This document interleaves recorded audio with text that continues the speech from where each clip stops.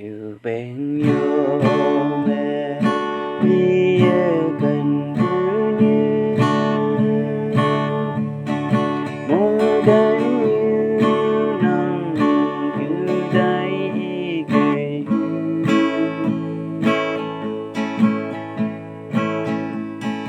nhìn nàng cứ cần để đây bên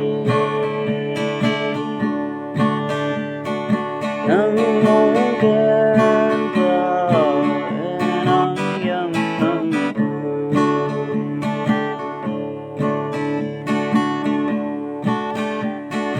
xin mang mây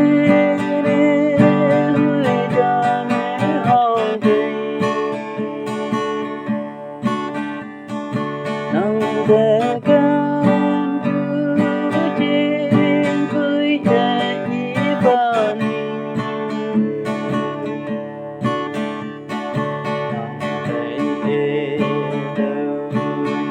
đây mộng sáng lên nắng quay ưu về hậu lá xa đề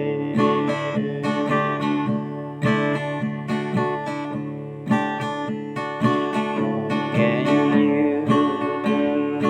nhi ơi vui cánh lên ngôi giá vui cha hãy cha ta về huynh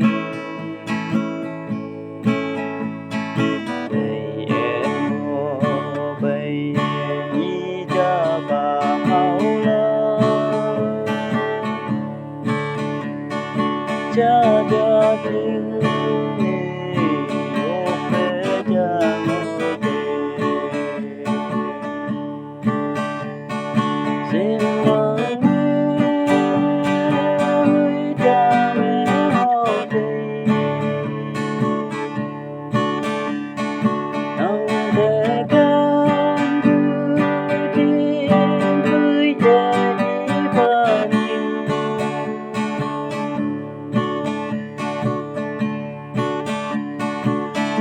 đây để từ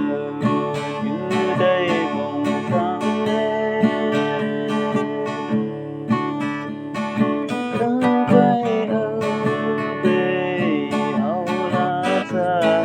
đề